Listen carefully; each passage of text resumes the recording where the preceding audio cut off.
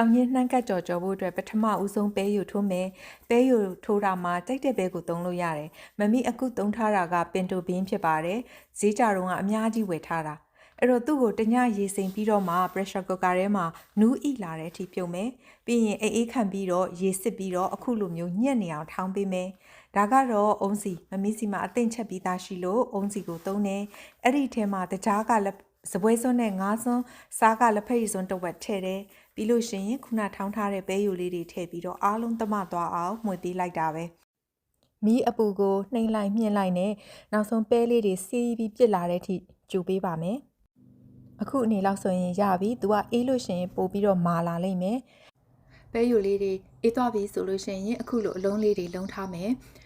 အကြီးအသေးကတော့ကိုကြိုက်တယ်လို့လုံးလို့ရပါတယ်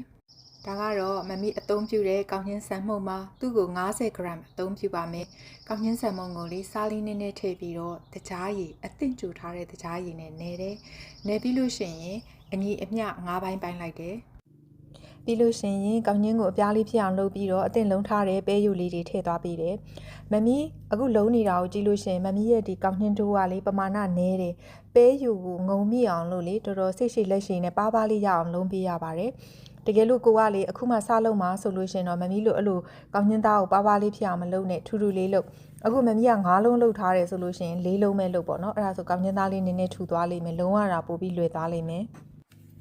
အသင်လုံးပြီးသားအဲ့ကောင်းညင်းလေးတွေကိုနှမ်းကပ်ပေးမယ်နှမ်းကပ်မယ်ဆိုတဲ့ခါนี้အခုမြင်ရတဲ့အတိုင်းမမီရဲ့နှမ်းကနှမ်း66လေးမဟုတ်ဘဲနဲ့ရေလေးနည်းနည်းစွတ်ထားတဲ့အတွက်နှမ်းလေးကစူစူလေးဖြစ်နေတယ်အဲ့လိုနှမ်းကစူနေမှသာဒီမုတ်လုံးမှလေးနည်းနည်းမြဲတယ်မဟုတ်လို့ရှိရင်အခုလိုမျိုးစီပူထဲထည့်လိုက်တဲ့အချိန်မှာနှမ်းနေရလေကွာပြီးထွက်သွားတတ်ပါတယ်အဲ့တော့နှမ်းလေးတွေတိတိကျကျမုံနဲ့ကတ်သွားအောင်တော့ကြာလေးစုပ်ပြီးတော့ကတ်ပေးရပါတယ်ဒါလေးမမီးရဲ့ကိုပိုင်နည်းတော့မဟုတ်ဘူး YouTube ထဲမှာတယောက်တင်ထားတာအဲ့ဒါလေးကိုတွေ့ပြီးလိုက်လုပ်တာတော်တော်ကြီးကိုအဆင်ပြေပါတယ်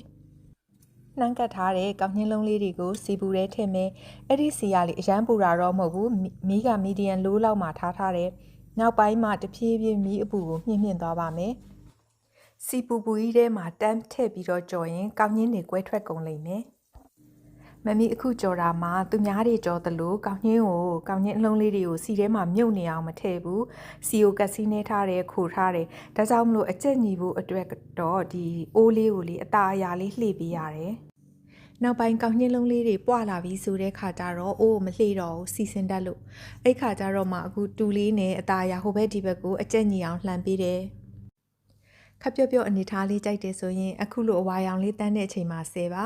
မမီကတော့ကျွတ်တာကိုကြိုက်လို့ခက်ညွညွလေးရတဲ့အထိဆက်ကြော်ပါတယ်ဒီအနေထားလောက်ဆိုရင်ဆဲပါပြီ